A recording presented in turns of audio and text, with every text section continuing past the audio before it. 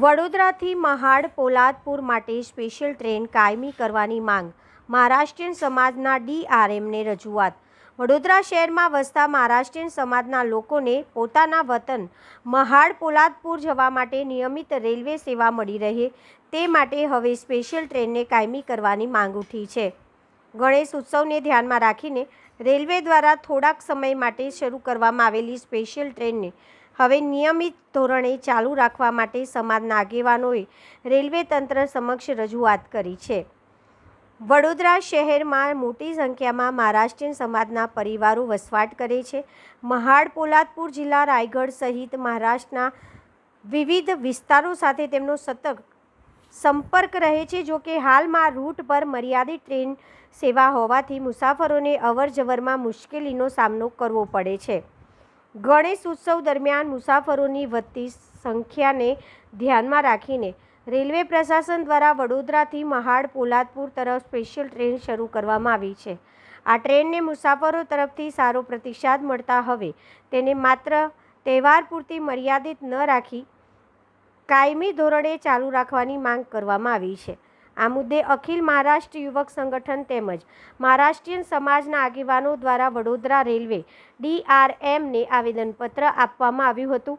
આગેવાનોએ જણાવ્યું હતું કે વડોદરામાં મોટી સંખ્યામાં મહારાષ્ટ્રીયન સમાજ વસે છે અને પોતાના વતન તરફ અવરજવર માટે નિયમિત સુવિધાજનક અને સીધી રેલવે સેવા ઉપલબ્ધ કરાવવાની જરૂર છે. સમાજના આગેવાનોએ રેલવે પ્રશાસનને રજૂઆત કરી હતી કે ગણેશ ઉત્સવ દરમિયાન શરૂ કરવામાં આવેલી આ સ્પેશિયલ રેલવે મુસાફરો માટે ઉપયોગ સાબિત થઈ રહી હોવાથી તેને કાયમી કરવામાં આવે. આ અંગે રેલવે તંત્ર દ્વારા હકારાત્મક નિર્ણય લેવામાં આવે તેવી સમાજના આગેવાનો અને મુસાફરોમાં આશા વ્યક્ત કરવામાં આવી છે. એક ગંભીર વિષય પર કે જે વિષય માટે આજે વર્ષોથી અમે ભારત દેશમાં રહીએ છીએ.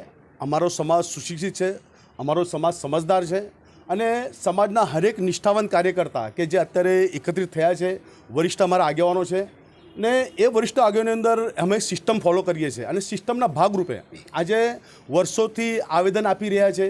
અમારી માંગ સ્વીકારતી નથી. આજની તારીખની અંદર તમને કહી દઉં કે ગણપતિ સ્પેશિયલ ટ્રેન અને ખાસ કરીને વાત કરું તો મહાડ પોલાદપુર તાલુકા અને જિલ્લા રાયગઢના ઘણા બધા વતની વડોદરા શહેરમાં વસે છે ને એમને વતને જવા માટે ફક્ત એક જ વીકલી ટ્રેન છે મારુસાગર, કે જે ટ્રેન બીજી ટ્રેનો ન હોવાથી, વીર રેલવે સ્ટેશન સ્ટોપેજ ન હોવાથી લોકોને હાલાકીનો સામનો કરવો પડે છે. બાય રોડ પ્રવાસ પડે એટલે તમને કહી દઉં ખાસ કે અત્યારે અમદાવાદથી પોલાદપુર આ બસ શરૂ છે. એ બસનો પ્રવાસ વડોદરાથી પોલાદપુર 14 થી 15 કલાકનો અને 900 રૂપિયાનું ભાડું.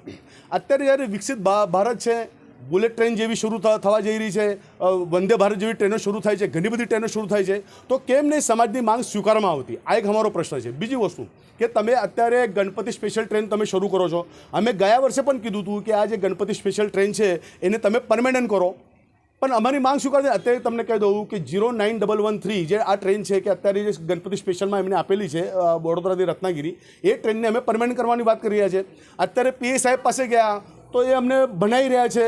આવું છે ને તેવું જે સિસ્ટમ છે, સાની સિસ્ટમ. જ્યારે વડોદરા શહેરીજનો તમને નિવેદન કરતા હોય ને નિવેદનનું તમે નિવારણ લાવતા હોય તો સિસ્ટમ સાની, તમારું કામગીરી શું છે? જો તમે સિસ્ટમ ફોલો કરી હોત તો આજે વર્ષો પહેલાં લેટર આપેલો છે એ લેટરનું તમે કામગીરી પૂરી કરત. તો શું પછી અમારે ફક્ત ને ફક્ત આવેદનો આપવાના? કાં તો પછી અમારે ખૂબ મોટું જેક લગાવવું પડશે તો તમે માનશો?